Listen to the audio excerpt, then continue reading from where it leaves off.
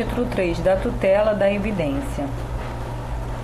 Artigo 311. A tutela da evidência será concedida independentemente da demonstração de perigo, de dano ou de risco ao resultado útil do processo, quando, inciso 1, ficar caracterizado o abuso do direito de defesa ou manifesto propósito protelatório da parte. Inciso 2. As alegações de fato puderem ser comprovadas apenas documentalmente, que houver tese firmada em julgamentos de casos repetitivos ou em súmula vinculante. Inciso 3. Se tratar de pedido reimpersecutório fundado em prova documental adequada do contrato de depósito, caso em que será decretada a ordem de entrega do objeto custodiado sob cominação de multa. Inciso 4. A petição inicial for instruída com prova documental suficiente dos fatos constitutivos do direito do autor a que o réu não oponha prova capaz de gerar dúvida razoável.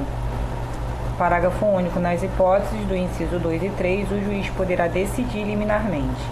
Livro 6. Da formação, da suspensão e da extinção do processo. Título 1. Da formação do processo. Artigo 312. Considera-se proposta a ação quando a petição inicial for protocolada. Todavia, a propositura da ação só produz contra o réu os efeitos mencionados no artigo 240, depois que for validamente citado.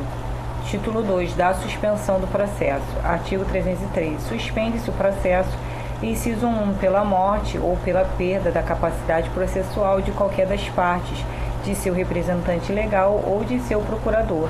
Inciso 2, pela convenção das partes. Inciso 3, pela arguição de impedimento ou de suspeição. Inciso 4, pela admissão de incidente de resolução de demandas repetitivas.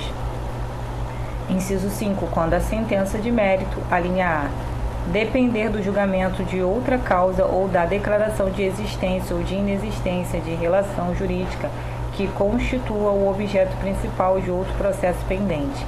A linha B tiver de ser proferida somente após a verificação de determinado fato ou a produção de certa prova requisitada a outro juízo. Inciso 6, por motivo de força maior. Inciso 7, quando se discutir em juízo questão decorrente de acidentes e fatos da navegação de competência do Tribunal Marítimo. Inciso 8, nos demais casos que este Código regula.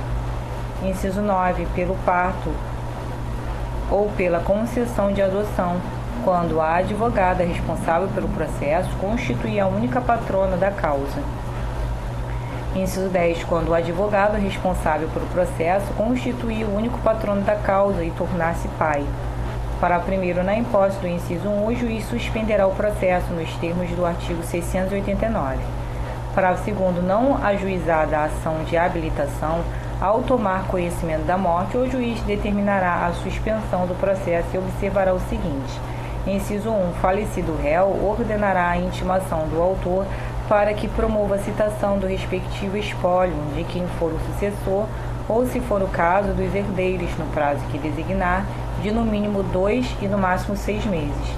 Inciso 2. Falecido o autor e sendo transmissível o direito em litígio, determinará a intimação de seu espólio de quem for o sucessor ou, se for o caso, dos herdeiros pelos meios de divulgação que reputar mais adequados, para que manifestem interesse na sucessão processual e promovam a respectiva habilitação no prazo designado, sob pena de extinção do processo sem resolução de mérito.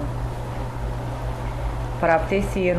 No caso de morte do procurador de qualquer das partes, ainda que iniciada a audiência de instrução e julgamento, o juiz determinará que a parte constitua novo mandatário no prazo de 15 dias, ao final do qual extinguirá o processo sem resolução de mérito, se o autor não nomear novo mandatário, ou ordenará o prosseguimento do processo à revelia do réu, se falecido o procurador deste.